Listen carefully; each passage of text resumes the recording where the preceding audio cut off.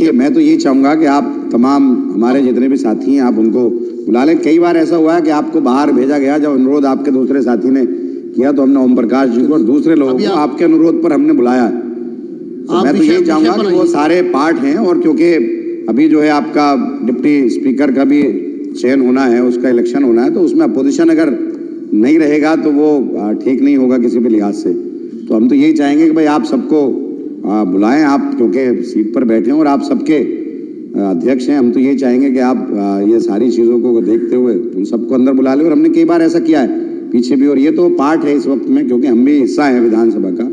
और बड़ी अच्छी बात है कि दिल्ली की जनता ने विषय पर आपको चुन करके भेजा है, और हम खैर मकदम करते हैं इसका, जनता ने कहा। और हम यही चाहेंगे कि आप तमाम तबकात के साथ में जो भी हैं कार्य करें, और हम मुख्यमंत्री जी से भी और तमाम मंत्री से और तमाम विधायकों से हमारी तो ये रिक्वेस्ट रहेगी, ये दरख्वास्त रहेगी कि आप दिल्ली की जनता के लिए काम करें। और मैं एक और बात करना चाहूँगा, देखिए जिस तरह से मैं यहाँ मौजूद हूँ, सीएजी पर बात करनी है, मुझे सीएजी पर बात करनी है, तो करिए। मैं ये करना चाहूँगा कि जिस तरह से कोई निकम्मा कह रहा है, कोई बेईमान कह रहा है, कोई निकम्मी सरकार कह रहा है, तो इस तरह की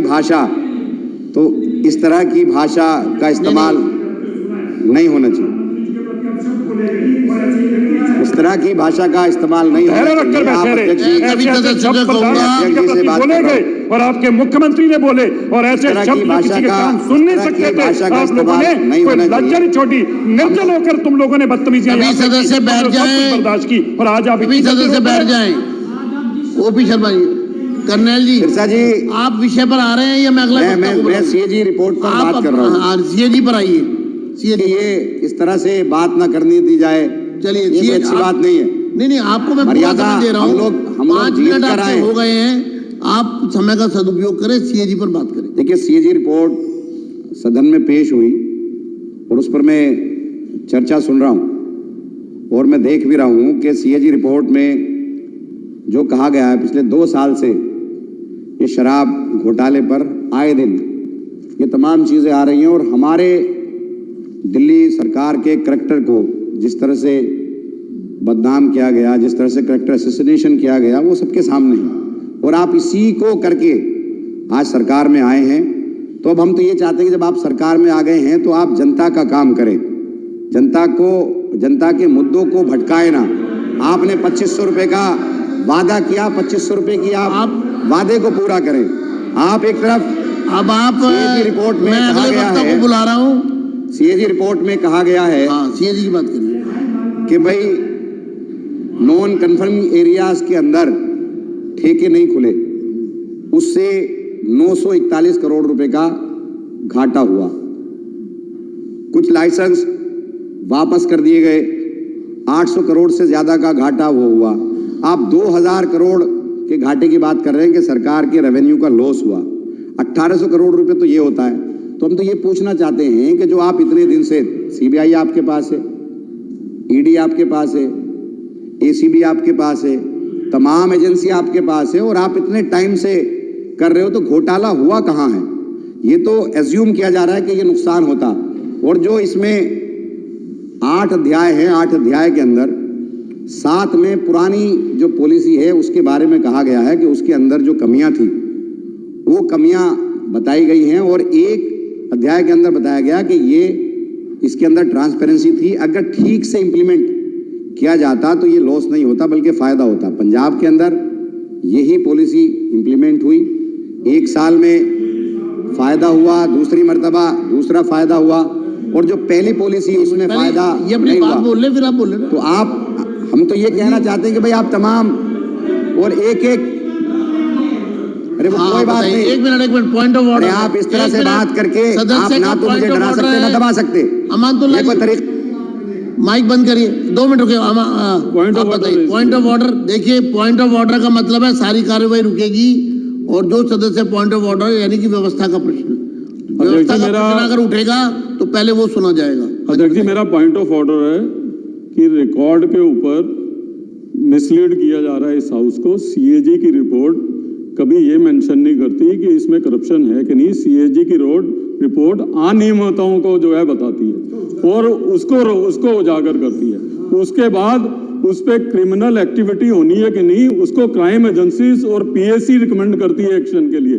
सीएजी की रिपोर्ट को यह कहना कि उसमें कहीं करप्शन लिखा, देश के इतिहास में कोई सीएजी की रिपोर्ट करप्शन के बारे में नहीं लिखती, अनियमितताओं के बारे में लिखती है।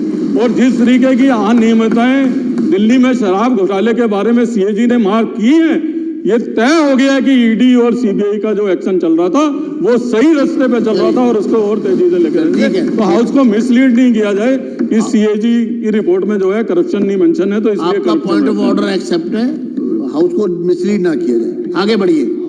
मिसलीड नहीं कर रहा है, मेरा सिर्फ कहना यह है कि सीएजी की रिपोर्ट में तो ये एज्यूम किया गया, ये जो है नॉन कम्युनिटी एरियाज के अंदर दुकानें खुलने किसने नहीं दी, कि क्या दबाव बनाया गया। पहले साल के अंदर ही सीबीआई ने एफआईआर दर्ज कर ली, ईडी ने एफआईआर दर्ज कर ली, गिरफ्तारियां शुरू हो गई।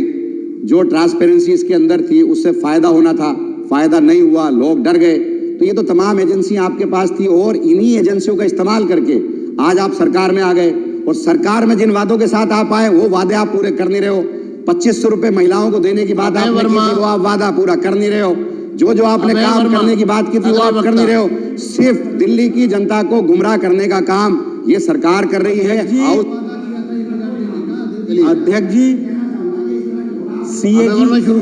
सीएजी की रिपोर्ट पे आपने मुझे बोलने का मौका दिया है, इसके लिए आपको बहुत बहुत धन्यवाद। चलिए अब शुरू करिए। और चलिए, ये जो रिपोर्ट है, इस रिपोर्ट को लेकर जो संघर्ष हम लोगों ने पिछले 2 वर्षों में इसी हाउस में किया है, जब ये पीले पन्ने में ये रिपोर्ट आई तो मुझे बहुत प्रसन्नता हुई, क्योंकि यही पीला रंग लेके साहबजादे केजरीवाल जी पूरे दिल्ली में अलग जगा रहे थे और वही पीला रंग, यही पीला रंग आज उनकी कलई खोल रही है। अध्यक्ष जी, ये पीला रंग बतला रहा है। बैठिए उनका बैठिए।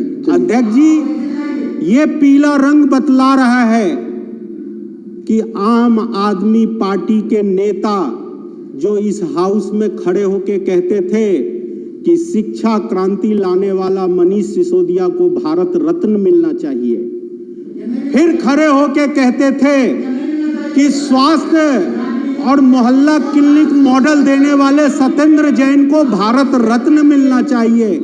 और अध्यक्ष जी, जब कलई खुली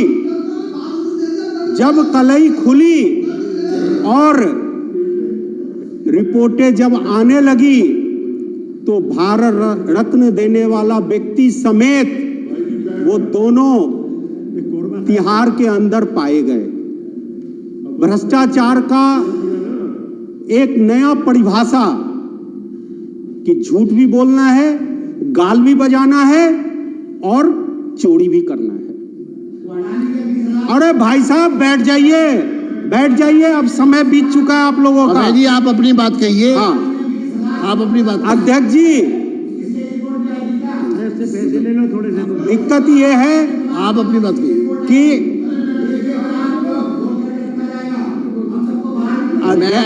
अध्यक्ष जी, आपको चेतावनी दे रहा हूं, आप अपना स्थान ग्रहण करें। अध्यक्ष जी, इसको बाहर मत भेजना। आगे बढ़िए, बाहर मत भेजना। अध्यक्ष जी,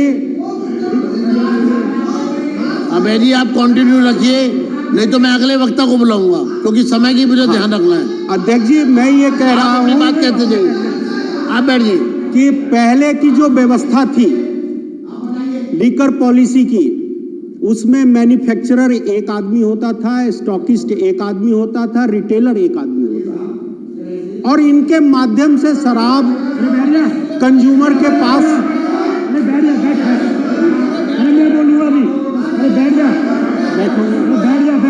ओपी शर्मा जी, अबे जी आप कंटिन्यू करिए। कंज्यूमर तक शराब पहुंचने में ये तीनों चेन के पास सारे सिस्टम का चेक होता था।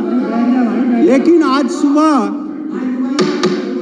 साइलेंट हो गए प्लीज।